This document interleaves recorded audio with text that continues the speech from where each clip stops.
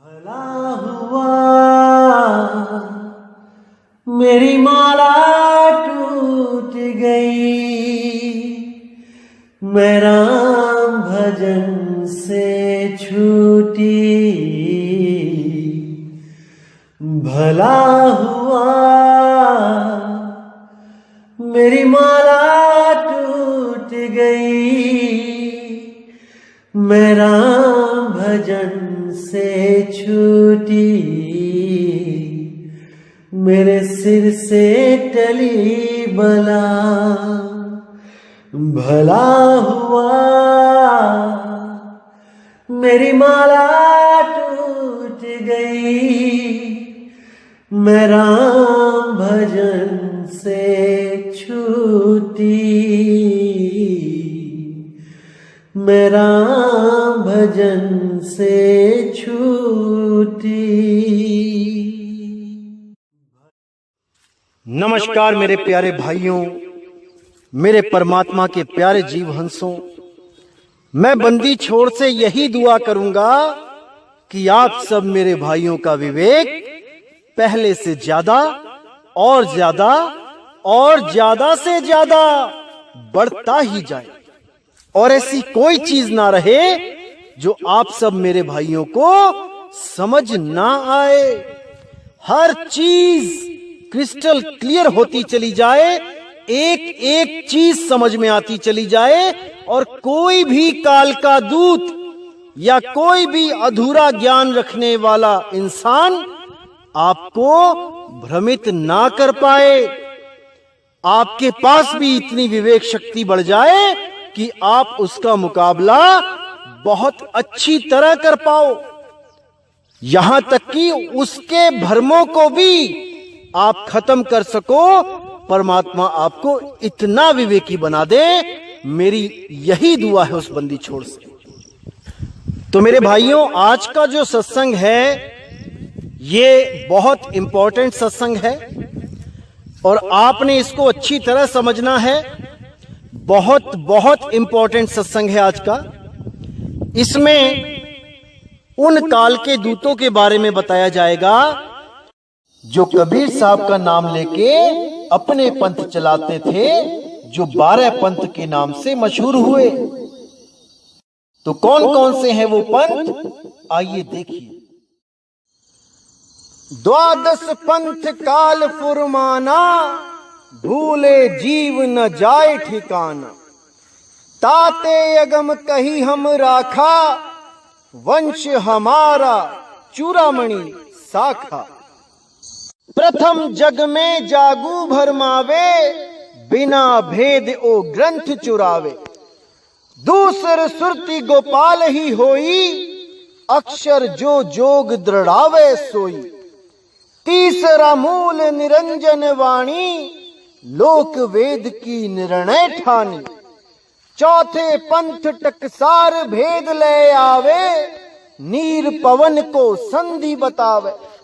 सो ब्रह्म अभिमानी जानी, सो बहुत जीवन की करी है हानि। पांचों पंथ बीज को लेखा, लोक पर लोक कहें हम देखा। 5 तत्व का मर्म दृढ़ावे, सो बीजक शुक्ल ले आवे। छठवां पंथ सत्य नामी प्रकाशा, घट के माही मार्ग निवासा। 7वां जीव पंथ बोले बाणी, भयो प्रतीत भरम नहीं जानी। 8वें राम कबीर कहावे, सतगुरु भरम ले जीव दृढ़ावे।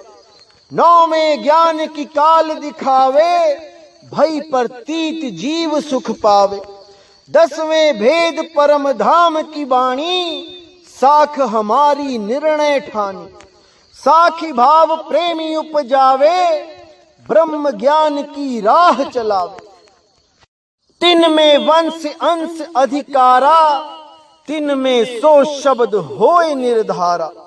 संवत 1775 होई, ता दिन प्रेम प्रगटे जग सोई।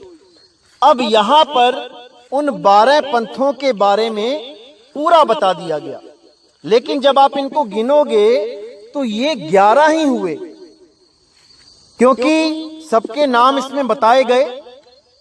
जैसे पहला जो इसमें बोला कि जागू भरमावे, प्रथम जग में जागू भरमावे, तो ये प्रथम नहीं है, ये द्वितीय है, ये दूसरा है। क्योंकि यहां पे इन्होंने वंश हमारा चूड़ामणि शाखा बोल दिया है और इसको पहला नहीं माना गया, पहला बना दिया गया जागू, जबकि ऐसा नहीं है। आपको दूसरी वाणी दिखाता हूं जिसमें प्रथम नारायण को बोला गया है कि पहला कालदूत नारायण होगा। लेकिन नारायण दास जो था उसने कबीर साहब से नाम लिया ही नहीं था। वो तो ये कह के बाहर निकल गया कि किस जुलाहे को आप घर में घुसा लाए हो पिताजी, मैं तो ठाकुर जी विष्णु जी की पूजा करता हूं, वही मेरे परमात्मा है, मैं इनकी शरण में नहीं आऊंगा। और वो वहीं से उठ के चला गया था। इसीलिए कबीर साहब ने धर्मदास जी को बोला था कि ये तुम्हारे घर में ना रह पाए, इसको घर से बाहर निकाल दो, वरना ये बहुत से जीवों को तुम्हारा नाम लेके भ्रमित कर देगा, क्योंकि तुम्हारा पुत्र है और इसी बहाने ये लोगों को गलत साधनाएं देने लग जाएगा। इसको निकाल दो और मैं तुम्हारे घर में शबद पुत्र देता हूं चूड़ामणि नाम से। तुम्हारा नया पुत्र आएगा और चूड़ामणि नाम से पंथ चलाएगा। लेकिन उसके पंथ में काल के दूत घुस जाएंगे, उसका पंथ भी सफल नहीं हो पाएगा। लेकिन चिंता मत करना, मैं स्वयं आऊंगा 13वां पंथ चलाने। ये बहुत ही बड़ा गुप्त भेद है। सही समय आने पर इस गुप्त भेद को खोल दिया जाएगा और आने वाले सत्संगों में आपको हर चीज समझ में आने लग जाएगी कि कैसे ये 13वां पंथ कबीर साहिब के द्वारा ही चलाया जा रहा है। एक एक चीज समझ में आ जाएगी जब आप उन गुप्त भेदों को जान जाओगे। अब यहां पर इस एक ही पेज पे 2 जगह गलतियां की गई हैं, लिखने में भी और समझाने में भी। इसको मैं बिल्कुल क्लियर कर दूंगा।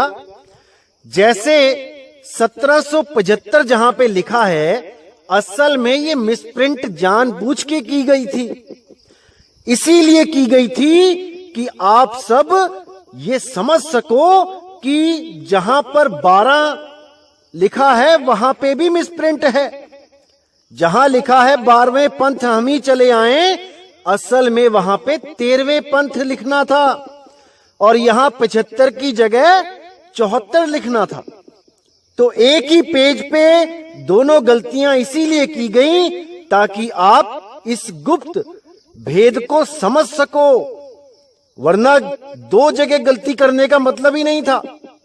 74 की जगह 75 लिखना और 13 की जगह 12 लिखना, ये बहुत प्री प्लानिंग के तहत लिखा गया यहां पे कि काल के दूत इसको समझ ही ना पाए और अपने आप को 12वां पंथ खुद अपने मुख से बताएं कि मैं ही 12वें पंथ से निकला हूं, मैं ही 13वां हूं।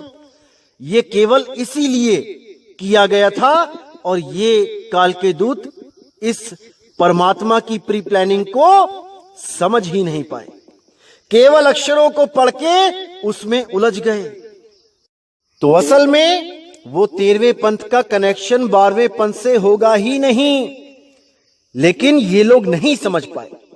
इसीलिए साफ बोल दिया कि 12वां पंथ जब तक खत्म नहीं होगा, जब तक 13वां प्रकट ही नहीं होगा। समझ जाओ मेरे भाइयों, इसको समझ जाओ। तो देखिए यहां पे 12 काल दूतों का जो वर्णन है, यहां पे नंबर 1 पे नारायण दास लिख दिया, नारायण दास जी का पंथ। यही गलती है, यही बेईमानी है जो यहां पे नारायण दास लिख के लोगों को, जीवों को भ्रमित किया गया। असल में नारायण दास जी तो विष्णु जी का पंथ चला रहे थे, कबीर पंथी तो वो थे ही नहीं। तो इसलिए 12 कबीर पंथ जो काल ने चलाए हैं, उनमें नारायण दास जी का नाम ही नहीं होना चाहिए। पहला पंथ चूड़ामणि जी का है, जो शुरू में तो सही चला, लेकिन उसके बाद काल के दूत आके उसमें मिल गए और उन्होंने वही 52 अक्षरी नाम सारे जीवों को देके भरमा दिया। और वो अबोल नाम, अखंड नाम, अनाम, वो खत्म कर दिया गया, छुप गया। आज हर चूड़ामणि के जितने भी वंशज हैं, आज वो नाम किसी के पास नहीं है, किसी के पास नहीं है। और अगर कोई कहता है कि मेरे पास है, तो कहीं ना कहीं उसने मदन पंथ से ही नाम ले रखा है। ऐसा हो ही नहीं सकता कि कोई चूड़ामणि जी के पंथ का कोई साधु महात्मा या शिष्य उस अनाम को, उस अबोल नाम को, अकह नाम को जानता हो। ऐसा हो ही नहीं सकता। कहीं ना कहीं वो मदन पंथ से जुड़ा ही होगा। तो देखिए, यहां पे क्लियर हो गया कि पहला चूड़ामणि जी का पंथ, दूसरा जागूदास का पंथ, तीसरा सूरत गोपाल, चौथा मूल निरंजन, पांचवा टकसारी पंथ, 6 नंबर पे भगवान दास जी का पंथ, 7 नंबर पे सत्यनामी पंथ। ये जो दीवारों पे सतनाम सतनाम लिखते हैं, ये सत्यनामी हैं, यही पंथ है इनका। उसके बाद कमाल पंथ, फिर राम कबीर पंथ, फिर प्रेमधाम की बाणी, उसके बाद जीवा पंथ। ये जो जीव को ही परमात्मा मानते हैं, जीव को ही सर्वे सर्वा मानते हैं, ये जीव पंथी, ये सब सोहंग वाले, ये सोहंग का जाप जपने वाले, ये वो लोग जो कहते हैं परमात्मा का नाम नहीं जपना है, सोहंग ही निज नाम है, सोहंग सोहंग जपना है, ये सब जीव पंथ हैं, ये सब काल के दूत हैं। नंबर 12 पे आता है गरीबदास जी का पंथ। गरीबदास जी को इसलिए प्रकट किया गया था ताकि वो वाणी लिख के जाएं जिसमें बहुत से गुप्त भेद हों, जो जीवों के कल्याण के लिए सही समय पे खोले जाएं। लेकिन इस पंथ को भी आगे चलाने का आदेश नहीं था। शुरू में गरीबदास जी ने जो भक्ति करी, उसके आगे जितने भी आए वो सब के सब भ्रमित हो गए, वो सब माया के गुलाम हो गए। और यहां तक इतना बुरा हाल हो गया इस पंथ का कि आज किसी भी गरीबदास जी के आश्रम में जाओ, वहां पे देवी देवताओं की पूजा, मंदिरों की पूजा, ये सब मिश्रित ज्ञान हो गया है। यहां तक कि इनके जो गुरुदेव हैं वो नामदान भी क्या देते हैं, कोई ओम नमः शिवाय देता है, कोई हरे कृष्णा हरे राम देता है, कोई ओम नमो भागवते वासुदेवाय देता है। यानी सब के सब इन 52 अक्षरों के जाल में उलझ गए हैं। कोई ओम देने लगा, कोई सोहम देने लगा, कोई ओम सोहम देने लगा, कोई कलियंग हरिंग शिरिंग सोहंग सत्यम देने लगा। सब के सब 52 में उलझ गए। लेकिन गरीबदास जी को आना बहुत जरूरी था, क्योंकि वाणी प्रकट करनी थी और उसी वाणी के द्वारा 13वें पंथ को उजागर भी किया जाना था। क्योंकि 12वें पंथ के जो कालदूत होंगे वो गरीबदास जी की वाणी को लेके ही चलेंगे और उसी के द्वारा निर्णय होना था कि 12वें पंथ का कालदूत कौन है जो गरीबदास जी की वाणी लेके चल रहा है। 13वां पंथ तो बिल्कुल न्यारा चलना था, बिल्कुल न्यारा। गरीबदास जी के साथ उस 13वें पंथ का कोई भी कनेक्शन नहीं होना था, इसीलिए उस पंथ को बिल्कुल गुप्त रखा गया। और गरीबदास जी की वाणी में उनका जिक्र बहुत गुप्त तरीके से किया गया। मदन साहिब का भी और बंदी छोड़ कबीर साहब का भी। कबीर साहब किस नाम से मिलने आए थे, मदन साहिब जी को उस नाम का भी जिक्र है 12वें पंथ के ग्रंथ साहिब में। लेकिन ये भेद किसी को नहीं पता। ये भेद सही समय आने पे खोला जाएगा, तब आप लोगों को पूर्ण यकीन होगा कि मदन साहिब क्या चीज है, कौन है मदन साहिब, कौन सा है वो गुप्त पंथ जिसको सही समय आने पे उजागर होना था। तो एक वाणी और दिखाता हूं जिसमें उन 12 पंथों के गुण भी बताए गए हैं कि पहले पंथ में कौन से ज्यादा गुण होंगे और दूसरे में क्या गुण होंगे। पहला वंश उत्तम, जो चूड़ामणि जी का उत्तम पंथ था, जो बाद में कालदूतों के द्वारा ग्रसित हो गया, वो उत्तम वंश था।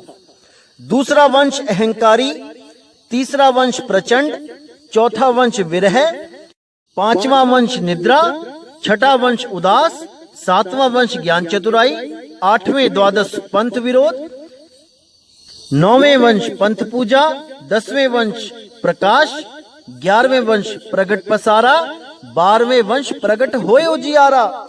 जो 12वां पंथ था, जहां पे गरीबदास जी महाराज की वाणी आनी थी, वहां पर उजियारा हो गया, यानी कि गुप्त भेद इस जगत में भेज दिए गए। लेकिन वो उजियारा होता हुआ भी उन वाणियों को कोई खोलने वाला नहीं था, इसलिए वो उजियारा इतना नहीं हुआ कि सारी दुनिया का अंधकार मिटा सके। इसलिए 12वें के बाद साफ बोल दिया, 13वें वंश मिटे सकल अंधियारा। जो 13वां पंथ आएगा वो हर वाणियों में से सार निकाल के जगत के सामने रख देगा, एक एक अंधकार को खत्म कर दिया जाएगा। तो यहां साफ लिखा है 12वें वंश प्रगट होए उजियारा गरीबदास जी का, 13वें वंश मिटे सकल अंधियारा, ये मदन साहिब जी का। और ये मदन साहिब जी का पंथ कब प्रकट होना था?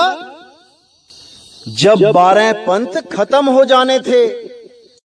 तो 12वें पंथ के जो गुरुदेव थे, उनको जो सजा हुई 11 अक्टूबर 2018 को, और मदन साहिब का जो ये प्रचार किया गया, ये 13 अक्टूबर 2018 को ही शुरू किया गया। 13वें पंथ का ज्ञान 13वें ही तारीख को शुरू किया गया। और मालिक की ऐसी कृपा हुई कि हजारों लाखों जीव जाग रहे हैं। इतने फोन, इतने मैसेज आते हैं प्यारे हंसों के, इन विवेकी पुरुषों के, कि मैं आपको बता नहीं सकता, जवाब देना भी मुश्किल हो जाता है पूरे दिन में। और ये सब इसलिए हो रहा है क्योंकि समय आ चुका है। ये समय वही समय है जिसके लिए बंदी छोड़ कबीर साहब ने इशारा किया था कि हे धर्मदास, ये सारे के सारे पंथ एक पंथ में मिल जाएंगे जब मैं अपना पंथ चलाऊंगा। 13वें पंथ हम ही चले आए, सब पंथ मेट के एक पंथ चलाएं। वो एक पंथ चलेगा और एक ही चलेगा। जितने भी विवेकी पुरुष होंगे इस सारे ब्रह्मांड में, वो सब के सब एक ही पंथ में आ जाएंगे। और ये सत्य नाम का पंथ होगा, सच्चे नाम का पंथ होगा। बंदी छोड़ कबीर साहब का अपना असली पंथ होगा, जिसकी गूंज पूरे विश्व में फैलेगी। ऐसा कोई भी विवेकी पुरुष नहीं होगा जो एक बार भी सत्संग को सुन के ज्ञान समझ ना पाए। एक सत्संग में ही चेतना ऐसी जाग जाएगी कि उसको सत्य सत्य का ज्ञान एक पल में हो जाएगा। लेकिन जो मोटी बुद्धि होगा वो 100 सत्संग सुनने के बाद भी कुछ नहीं समझ पाएगा, क्योंकि उसके संस्कार भी इतने जागृत ही नहीं हुए कि इस मूल ज्ञान की ABCD भी समझ पाए। लेकिन जो विवेकी हंस होंगे वो इस ज्ञान को पल भर में समझ जाएंगे और अपना जन्म मरण खत्म करने के लिए अग्रसर हो जाएंगे। उनको हर चीज समझ में आ जाएगी कि कौन सी चीज से मेरी मुक्ति हो सकती है। वो कभी जात वर्ण कुल के चक्कर में नहीं रहेंगे कि कबीर साहब जुलाहा हैं, जुलाहे के पंथ में हम कैसे जाएं, हम तो ब्राह्मण हैं। बिल्कुल नहीं सोचेंगे वो लोग। वो केवल और केवल अपनी मुक्ति देखेंगे कि मेरी मुक्ति हो जाए और मुझे कुछ नहीं चाहिए, कुछ नहीं चाहिए। तो आगे क्या कहती है वाणी? आज्ञा रहे ब्रह्म बोध लावे, टोली चमार सबके घर खावे। साख हमार ले जीव समझावे, असख्य जन्म ठौर ना पावे। यानी ये काल के दूत ब्रह्म ज्ञान लेके आएंगे, ब्रह्म बोध लखाएंगे और सबके घर में खाएंगे, ऊंच नीच को खत्म करेंगे, कहेंगे कि सब इंसान एक समान है। उनकी इन मीठी मीठी बातों में आके लाखों करोड़ों लोग उनको सतगुरु मान के भ्रमित हो जाएंगे। साखी हमारे लिए जीव समझावे, असंख्य जन्म ठौर ना पावे। हमारी वाणियां ले लेके जीवों को समझाएंगे, उनको ज्ञान बताएंगे, लेकिन असंख्य जन्म तक उस मूल वस्तु को ना प्राप्त करने के कारण ठौर नहीं पाएंगे। ऐसे ही जन्मों जन्म भटकेंगे, 84 लाख में भ्रमण करेंगे। 12वें पंथ प्रगट है वाणी, शब्द हमारे की निर्णय ठानी। अस्थिर घर का मरम न पावे, ये 12 पंथ हम ही को ध्यावे। तो साहिब कहते 12वें पंथ प्रगट है वाणी, कि 12वें पंथ में वाणी तो प्रकट होगी और वाणी चीख चीख के कह रही होगी कि वो नाम बोलने में नहीं आता, वो लिखने में नहीं आता।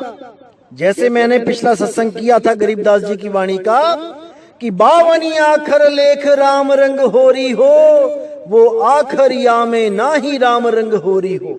कागज कलम कलेश राम रंग होरी हो, वो रहे शेष का शेष राम रंग होरी हो। तो ये वाणियां उसमें लिखी होंगी, लेकिन ये जो काल के दूत होंगे 12वें पंथ के, ये उन वाणियों को गाएंगे तो खूब, लेकिन समझ नहीं पाएंगे। इसलिए ये जन्मों जन्मों तक ठौर नहीं पाएंगे, इसी 84 लाख में घूमेंगे। तो बोला साहिब ने अस्थिर घर का मरम न पावे, ये 12 पंथ हम ही को ध्यावे। करेंगे तो ये सत साहिब ही, लेकिन सत साहिब का इनको पता नहीं होगा कि सत साहिब किसको कहते हैं, क्या है सत्य को नहीं जान पाएंगे। तो कहते यहां पे देखो 12वें पंथ लिखा है, जबकि यहां पे ये मिसप्रिंट है, यहां पे होना चाहिए 13वें पंथ, क्योंकि 12 पंथ का हाल तो बता दिया कबीर साहब ने कि 12 पंथ में वाणी प्रकट होगी और वहां काल के दूत आ जाएंगे। तो कहते हैं 13वें पंथ हम ही चले आए, सब पंथ मेट एक पंथ चलाएं। यानी 13वें पंथ में मैं स्वयं चल के आऊंगा और वहां पर एक संत को गुप्त रूप में दीक्षा देके, गुप्त रूप में उसको नामदान का आदेश देकर एक गुप्त पंथ चलाऊंगा, जिसके बारे में किसी को खबर नहीं होगी, किसी को भी नहीं। तो कहते हैं 13वें पंथ हम ही चले आए, सब पंथ मिट के एक ही पंथ चलाएं। कि सारे ये जितने भी पंथ चल रहे हैं ये काल के दूतों के, इनमें जो संगत है, इनमें जो विवेकी हंस है, वो जो पवित्र आत्माएं हैं, वो इस मूल ज्ञान को समझ के उन सब गुरुओं को त्याग के, उनसे सवाल जवाब करके, उनके अज्ञान को ठोकर मार के इस मूल ज्ञान को ग्रहण करेंगे और अपना कल्याण करेंगे। तब लगी बोधो कुरी चमारा, फेरी तुम बोधो राज दरबारा। प्रथम चरण कलयुग नियराना, तब मगहर माड़ो मैदाना। धर्म राय से माड़ो बाजी, तब धरि बोधो पंडित काजी। 52 वीर कबीर कहाऊ, भव सागर सो जीव मुक्ताऊ। यानी कलयुग में प्रथम चरण जब मैंने यहाँ पे आके ज्ञान दिया था, तब काशी में प्रकट हुआ था और मगहर में मैं गुप्त हुआ था। वो प्रथम चरण था जब मैंने मूल ज्ञान सबको समझाया। उस ज्ञान को समझ के जिसको जैसा गुरु मिला वैसी ही भक्ति करने लग गया, जिसको जैसा आचार्य मिला वैसी ही साधना करने लग गया, कबीर पंथ में भी। तो वो चरण है दूसरा, यानी साधना तो कर रहा है। कबीर साहिब का प्रथम चरण तो समझ लिया है उसने, और उसके बाद गुरु भी धारण कर लिया है, लेकिन गुरु पूर्ण नहीं होने के कारण वो अभी बीच में मझधार में ही है। इसी को बिचली पीढ़ी कहते हैं।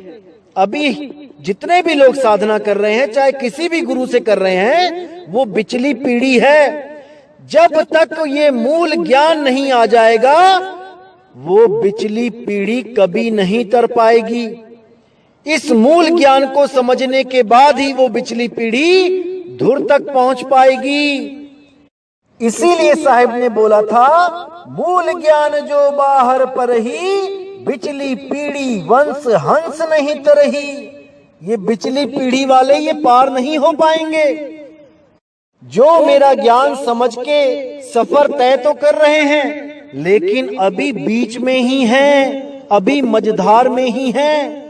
ये ज्ञान मत खोलना धर्मदास, वरना ये बिचली पीढ़ी पार नहीं हो पाएगी। काल के दूतों के हाथ में अगर ये ज्ञान लग गया तो इसमें ऐसी मिलावट कर देंगे कि हंस समझ ही नहीं पाएंगे कि सत्य कहाँ है, असत्य कहाँ है। इसलिए अपने ग्रंथ में 2 प्रकार का ज्ञान बोलो। कभी बोलो कि श्वासों से मुक्ति होगी और कभी लिखो कि श्वासों से मुक्ति नहीं होगी। कभी बोलो कि इंगला पिंगला सुषमना में जाना पड़ेगा और कभी लिखो कि इंगला पिंगला सुषमना में काल बैठा है। कभी लिखो कि 5 तत्वों में ध्यान लगाना है, कभी लिखो कि वो काया से बाहर है, ताकि काल के दूत कंफ्यूज हो जाएं कि इन दोनों में से सत्य क्या है। लेकिन जब मेरा मूल ज्ञान प्रकट होगा, तब एक एक चीज क्लियर कर दी जाएगी।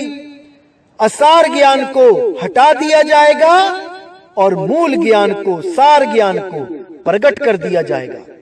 इसीलिए साहिब ने बोला, सतगुरु ऐसा चाहिए जैसा सूप सुहाए, सार सार तो गही रहे, थोथा दे उड़ाए। तो उस थोथे को उड़ा दिया जाएगा जिस थोथे को ये काल के दूत सीने से लगा के बैठे होंगे, प्रमाण के रूप में दिखाते हैं। जो इंगला पिंगला सुषमना का ज्ञान, यही इंगला पिंगला सुषमना का ज्ञान बिल्कुल सिरे से खारिज कर दिया जाएगा जब 12वां पंथ खत्म होगा और 13वें पंथ का उजागर होगा। तो जैसा कि आप सबको पता है कि 12वें पंथ के जो आखिरी गुरु कहाए, वो बरवाला वाले महात्मा जी, जो 11 अक्टूबर को जेल में चले गए, उनको उम्र कैद हो गई। वहां पर 12वें पंथ का समापन हो गया और उसके बाद 13 तारीख को, 13 अक्टूबर 2018 को मदन साहिब के इस पंथ का उजागर हमारे YouTube चैनल के द्वारा हुआ। कोई नहीं जानता था मदन साहिब को कौन है, लेकिन आज विदेशों में भी उनका नाम पहुंच गया है। लोग जान पा रहे हैं कि मदन साहिब कौन है।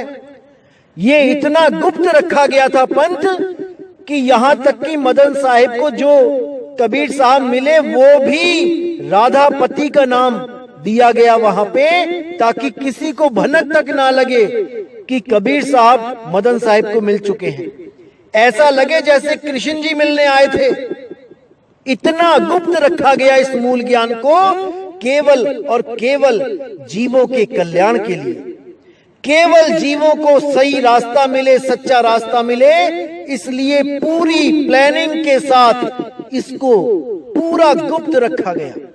लेकिन कहीं कहीं पे मदन साहिब का जिक्र है, वो मैं आने वाले सत्संगों में आपको बिल्कुल क्लियर कर दूंगा। और पूरा बताया भी गया है कि कैसे काल के दूत मदन साहिब से, मदन साहिब के नाम से छल करेंगे, कपट करेंगे, इस 13वें पंथ के नाम पे अपने आप को घोषित करेंगे कि हमारा पंथ 13वां पंथ है। मैं हर चीज क्लियर करूंगा, आप बिल्कुल चिंता ना करें। तो आगे क्या कहती है वाणी? ग्रहण परे 3400 वारा, कलयुग लेखा भयो निर्धारा। 3400 ग्रहण परेसो लेखा कीन्हा, कलयुग अंतहु पियाना दीना। अब ये जो 3400 यानी 3400 ग्रहण की जो बात की गई है, ये इस सारे ब्रह्मांड के जितने भी ज्ञानी बैठे हैं, उन सबको मैं निवेदन करता हूं कि अगर आपके पास सत्य है तो आप इस वाणी को खोल के दिखाओ। अगर आपके पास सतगुरु कबीर साहब का एक बूंद मात्र भी सत्य ज्ञान है तो आप इस वाणी को खोल के दिखाओ। 3400 ग्रहण, ये क्या है? आप इसको खोल के दिखाओ। और मैं सर्व भगत समाज से विनती करता हूं कि अपने अपने गुरुओं से इस 3400 ग्रहण के बारे में पूछो, फोन करके पूछो। क्योंकि अगर कोई भी गुरु जो ये 3400 ग्रहण को नहीं खोल पाया, वो समझ जाना कि काल का ही दूत है जो कबीर पंथ की चादर ओढ़ के सत्य पुरुष का दूत बन के बैठा है। समझ जाना कि वो काल का दूत है अगर वो 3400 ग्रहण नहीं खोल पाया।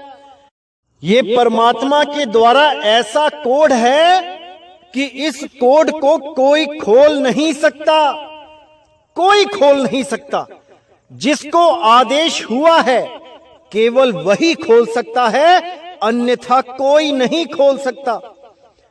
3400 ग्रहण जरूर पूछो अपने अपने गुरुदेव से, ताकि आपको भी पता लगे कि उनको परमात्मा ने भेजा है कि वो काल के दूत हैं, जो आपका अनमोल जन्म बर्बाद करने के लिए गुरु बन के बैठे हैं और आप सबको अपने जाल में उलझा के बैठे हैं। मेरे भाइयों, आपके जीवन का सवाल है, बिल्कुल भी ढील मत देना, अपने अपने गुरु से सवाल करो, बिल्कुल करो। तो आगे क्या कहती है वाणी?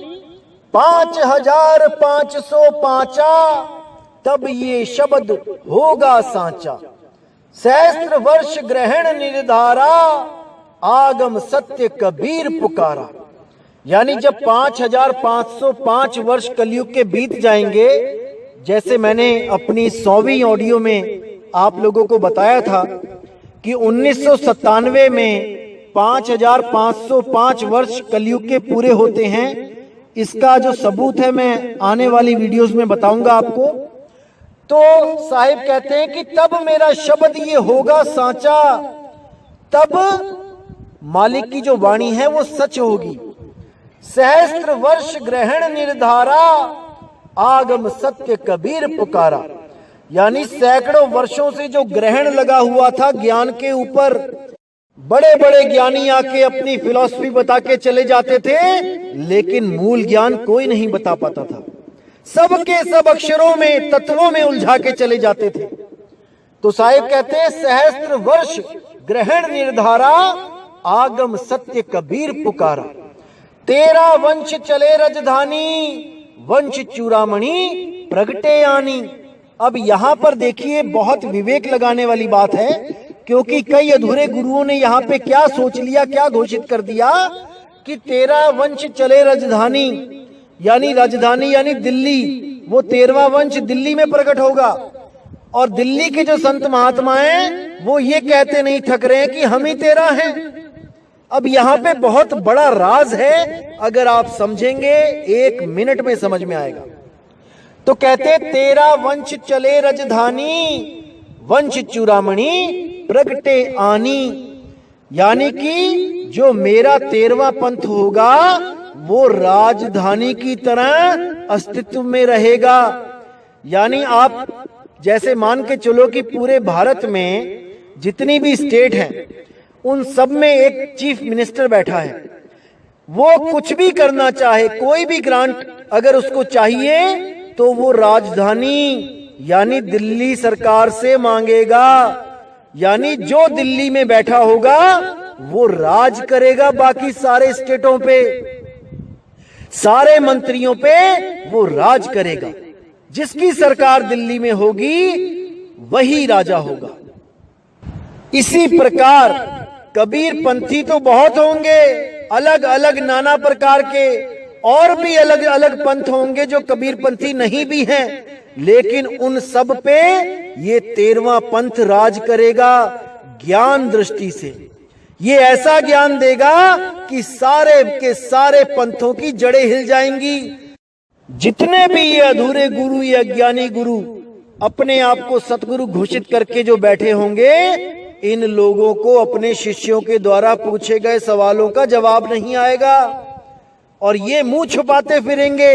या तो शिष्य को गुरुद्रोही कह देंगे या फिर कह देंगे कि तेरी बुद्धि काल के हाथों में चली गई है। बस यही दो डायलॉग के अलावा उनके पास कुछ नहीं होगा, कुछ नहीं होगा।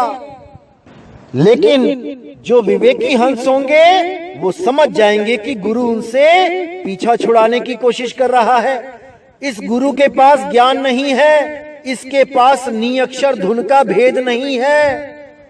तो वो शिष्य बिल्कुल देर ना लगाते हुए इस मूल ज्ञान को समझ के इस 13वें पंथ से जुड़ जाएंगे। हजारों लोग आएंगे भ्रमित करने के लिए, लेकिन वो मालिक के सच्चे हंस भ्रमित नहीं होंगे। यही उनकी पहचान होगी।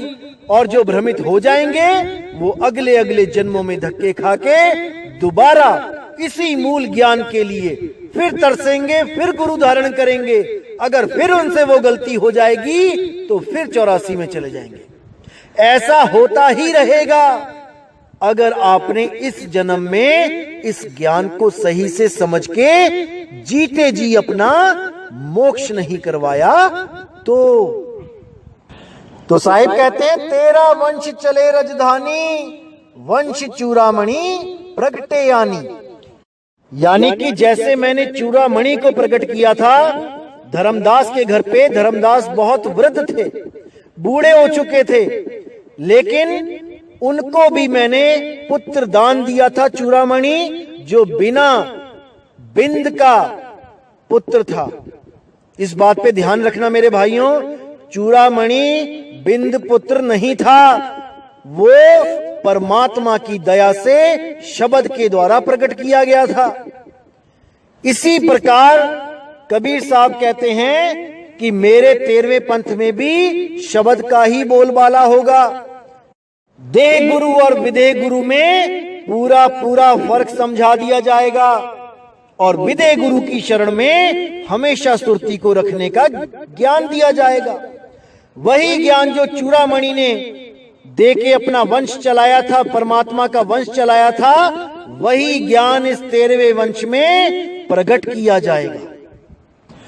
तिनकी देह छाया नहीं होई, सर्व पृथ्वी प्रमाणिक सोई। अब यहां पे पूरा विवेक लगाने की आपको जरूरत है मेरे भाई।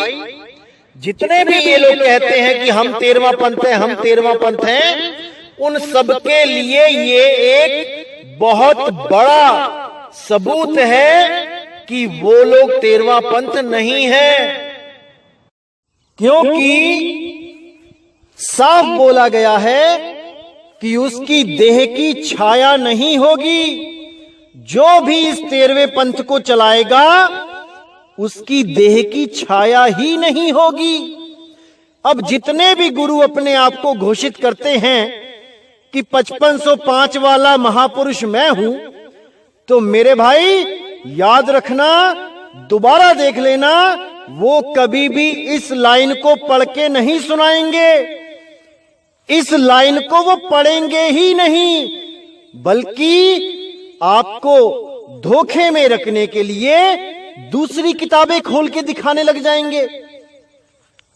अच्छी तरह समझ लो इस चालाकी को। दोबारा से देखो अपने अपने गुरु का सत्संग। अगर आपके गुरु ने कभी भी इस 5505 वाले सत्संग पे कभी भी कुछ बोला है तो इन लाइनों का कभी अर्थ नहीं किया होगा। 101% गारंटी के साथ बोलता हूं मैं, क्योंकि इसका कोई अर्थ कर ही नहीं सकता। चाहे वो किसी भी कबीर पंथ का हो, वो ये लाइनें दिखाएगा ही नहीं, क्योंकि इसमें साफ लिखा है कि जो भी 13वां पंथ चलाएगा उसकी देह की छाया नहीं होगी। इस सवाल को भी अपने गुरुओं से पूछो और उनसे जवाब मांगो कि ये क्या लिखा हुआ है। कौन है वो गुरु जिसकी देह की छाया नहीं होगी और वो 5505 सालों के बाद 12वें पंथ को जब खत्म किया जाएगा तब वो 13वें पंथ को उजागर करेगा, उस परम गुप्त पंथ को उजागर करेगा। कौन है वो? जरूर पूछो मेरे भाई, जरूर पूछो, क्योंकि ये कबीर साहब की प्रमाणित वाणियां हैं कबीर सागर में। ये ऐसे ही नहीं लिख दी गई हैं कि पन्ने भरने के लिए लिखी गई थी।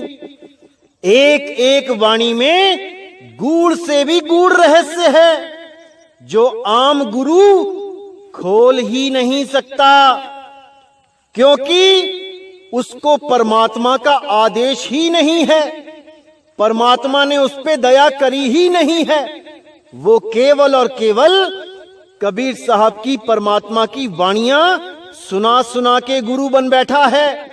उसको भेद नहीं पता है और बिना भेदी गुरु के कोई पार नहीं हो सकता, कोई पार नहीं हो सकता मेरे भाई, इसको अच्छी तरह समझ लो। तो कहते हैं तिनकी देह छाया नहीं होई, सर्व पृथ्वी प्रमाणिक सोई। यानी उस गुरु की देह की कोई छाया नहीं होगी और वो सारे विश्व में प्रमाणिक होगा। उसका ऐसा प्रचार होगा पूरे विश्व में कि उसके आगे बड़े से बड़ा ज्ञानी घुटने टेक देगा। तो इसी के साथ मैं आज का सत्संग समाप्त करता हूं और परमपिता परमात्मा से अरदास करता हूं कि हर चीज आप गहराई से समझो, बिल्कुल सटीक समझो, ताकि आपको कोई भ्रमित ना कर पाए और आप अपने इस जन्म को हमेशा हमेशा के लिए सफल करके जाओ, हमेशा हमेशा के लिए इस बंधन से मुक्त होके जाओ। ये बार बार जन्म लेना, बार बार मरना, इस माया जाल से सदा के लिए मुक्त हो जाओ। बस यही मेरी अरदास है, बंदी छोड़ से यही मेरी अरदास है। तो इसी के साथ दोस्तों मुझे विदा करें। जय गुरु बंदी छोड़ वैराग साहिब, जय गुरु बंदी छोड़ साधु शरण साहिब, जय गुरु बंदी छोड़ बाबा नानक साहिब, बाबा मदन साहिब, बाबा गरीबदास जी, बाबा रविदास जी, मेरे सभी प्यारे संत। जय जय सतगुरु बंदी छोड़ सतगुरु सत्य कबीर साहिब की सदा ही जय हो, सदा ही जय हो। मेरे मालिक की साहिब बंदगी सतनाम।